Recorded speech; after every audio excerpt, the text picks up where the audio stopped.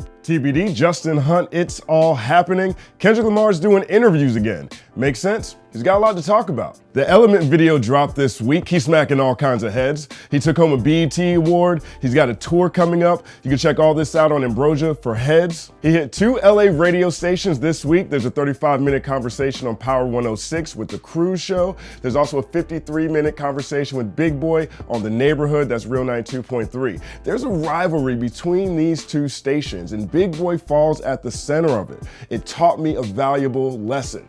This is TBD. Static selector. Big Boy's been the king of LA radio for 20 years plus, and before he took his talents to Real 92.3, he called Power 106 home.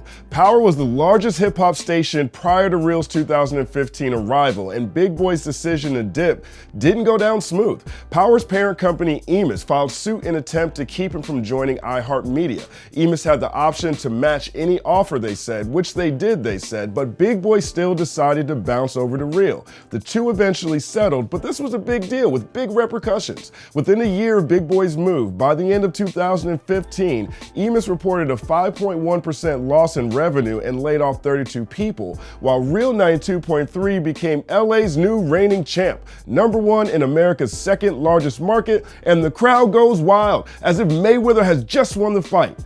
Remix. But the way they captured the market was relentless and unforgettable. They had huge billboards all over LA that said Big Boy moved. They would send street teams with picket signs protesting outside of Power events, like their annual Powerhouse concert in Anaheim. Ak and I were out there for that. That was ruthless. They had Dr. Dre, Kendrick Lamar, Ice Cube, Chris Brown with wild drops saying things like, "This is the real station over here. That other station ain't the real station." Or, "When I'm at that other station, it's all business. Over here, it's family."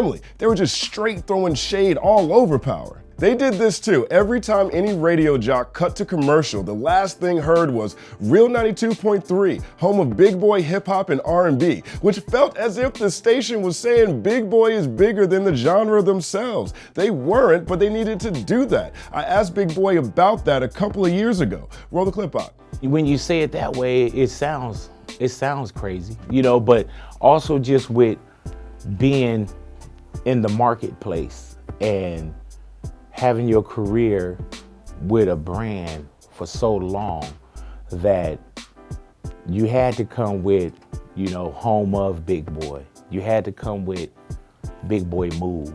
You know what I'm saying? Because you were so automatic with saying Big Boy from or Big Boy.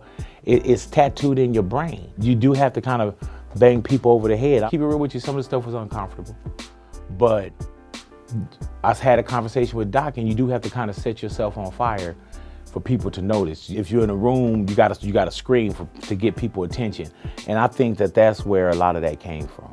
You do kind of have to set yourself on fire for people to notice. There's always that one moment, that tipping point right before things break big, when it seems like someone's screaming fire in a stadium. The Breakfast Club had that moment 5 years ago. This was back before their rise to ubiquity was certain. Then Ray J got in a fight with Fabulous in Vegas. Remember this? Yo, AD6.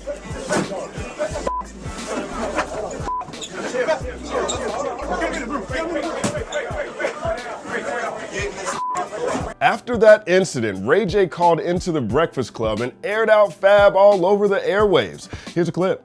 So how dare you even speak disrespectful to me? You know what I'm saying? And that's just what it was. So when I seen him, I was with Floyd and 50, and he tried to say, "Don't touch me," and I touched that nigga. Straight up. The 50 with him. That's absolutely a classic conversation. That'll forever be a classic conversation, but check out how the Breakfast Club described what that conversation did for their brand. This is from an interview with Bill Simmons last fall. When you guys did the Breakfast Club the first year, Terrible. I'm sure you would have loved We almost got canceled. We almost got fired. No, seriously. We might have been one show away. Ray J saved us. You know Ray J? Do I know Ray J? He was on coke and all kind of stuff. He called the radio one morning and just went in on a rant to a rapper named Fabulous. We put him on live and by it was accident. amazing. He said he wouldn't curse, and then the first thing he said was, fucking fuck. Like, he told Fabulous, "I got goons that will turn you around and rape you in your booty." He did. That's strong. Ratings gold. Isaiah Thomas didn't say that to me. Jesus, that sounds jail ready. But that was the tipping point for The Breakfast Club. That interview went super viral. In the days later, images of Fab with a black eye hit the web. Some things you can't plan for are true, but for The Breakfast Club, a coked out Ray J calling was the equivalent of screaming fire in a stadium. Everybody and their mama tuned in to see what was going on. Complex notched the Stadium Fire trifecta this week, and it was glorious. They had Vic Mensa versus DJ Academics, they had Joe Budden versus Migos, and inexplicably Joe Budden versus Academics.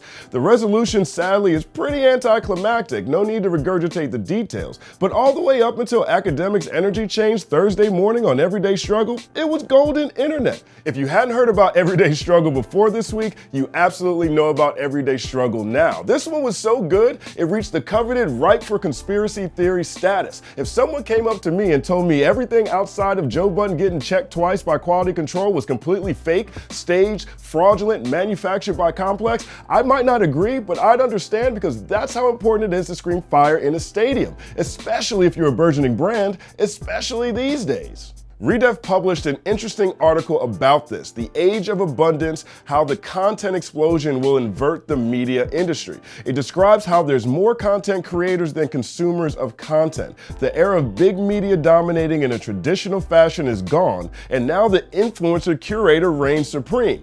Here's how the writers describe the disruption. Plummeting music sales and unprecedented competition have made launching a new artist so expensive that catalog sales now make up more than 200% of major label profits. In 2014, David Goldberg privately encouraged Sony Entertainment CEO Michael Linton to essentially halt A&R efforts as well as investments in actually making new music. With the democratization of media creation, it's easier than ever to make content, but harder than ever to make a hit. The entire media business is inverting. For decades, scarce capital and constrained distribution capacity meant that the media's industry bottleneck sat in the middle of the value chain. Today, however, the bottleneck has moved to the very end, consumer attention. This shifts the balance of power from determining what should be made to finding a way to convince people what to watch, listen to, or read in a world of infinitely abundant content. Translation, sometimes you gotta scream fire in a stadium.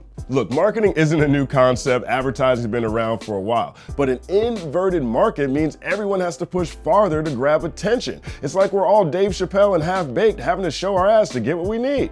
Hey, black ass! Ha ha ha ha! Hey, why you didn't moon us earlier, eh? Sometimes that may require strategic rap beef right before your album drops. J. Cole leaned on that strategy for his past 2 releases. Sometimes that means a beat-eating media blitz complete with multiple press releases about your plan to battle a predatory bail industry, then releasing arguably your most conscious album yet exclusively on America's 4th largest network, pissing off everyone who don't have Sprint or Tidal, adding another layer of tension to an already trending topic. Sometimes it means tweeting wild word vomit when your healthcare bill goes craptastic, or when another member of your campaign staff is tied to Russia, or whenever there's a need to change the conversation, or when a distraction also happens to be convenient. It feels like we hear more about the inexplicable things Trump tweets than we hear about his policy, or even the marches in response anymore. Are they still doing that? Philando Castile, the officer who shot Philando Castile, he got off. I don't recall seeing Black Lives Matter trending. Is the resistance reaching protest fatigue or not? This was weird too. The term internet tax crept into the lexicon this week when Trump lambasted Jeff Bezos. Jeff Bezos is the owner of the Washington Post, and he's also CEO of Amazon. In his tweet, Trump said, #Amazon Washington Post, sometimes referred to as the guardian of Amazon, not paying internet taxes, which they should, is fake news. No one knows what he's talking about. All kinds of think pieces were written trying to unpack whatever he might have meant. There's currently a ban on internet taxes at the state and local level. Maybe he's referring to sales taxes on products purchased through the internet. Who knows? But net neutrality is probably the most important issue for people who make a living off the internet or just enjoy having Netflix stream as fast as possible. The Trump administration is in favor of weakening the laws which are aimed at maintaining a level playing field for companies on the internet. internet. Here's something you might have missed. Officials are questioning whether bots are flooding the FCC with bogus calls to weaken net neutrality. The top Democrat on the House Energy and Commerce Committee wants the Department of Justice and the FBI to look into fake comments being filed to the Federal Communications Commission about net neutrality. Reports have found that potentially hundreds of thousands of false comments have been filed to the FCC, both in support of and against net neutrality measures. Some of the comments have impersonated the identities of real people who say they filed no such comments to the FCC. This is something to keep an eye on. The point is this, there just isn't room to consume it all. So much so that The Daily Show added a segment called Ain't Nobody Got Time for That. And it's true, we don't. But what happens if you actually have to pay a toll to reach a broader audience, or your ISP gets tired of competing with content creators it doesn't own and starts throttling bandwidth? Isn't this something that should be at least discussed half as much as Russia and healthcare on a regular basis? Isn't this something that affects us all? I mean, red team or blue team, we're all on the internet. My grandma's on the internet. Screaming fire in a stadium is a useful tool, sometimes it's absolutely necessary, but what's more important, the quality of what's revealed once that flame is finally put out, or the significance of what's missed, because we all got caught up watching someone scream fire in the stadium? I don't have the answer to these questions.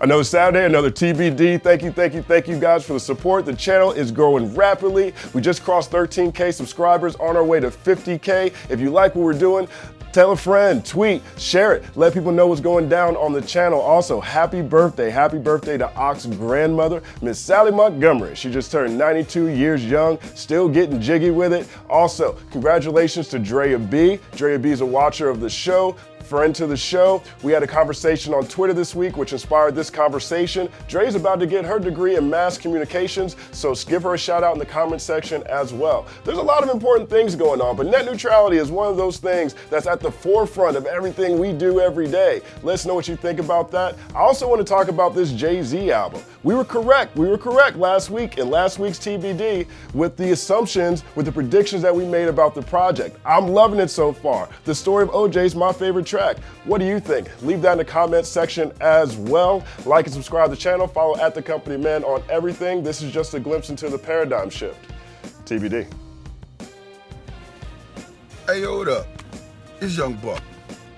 I got a quick message for Jay-Z. Next time you see me dropping an album, get out my way, dude. Quit buying up every goddamn thing, bro. Let a young nigga get his ass in, Jay. I get up, turn on the goddamn radio, Jay-Z whole album playing way in goddamn Cashville. Nigga, I dropped 2, nigga. Get out my motherfucking way, Jay. Salute, nigga. But goddamn, let a young nigga eat. 1 thou wow.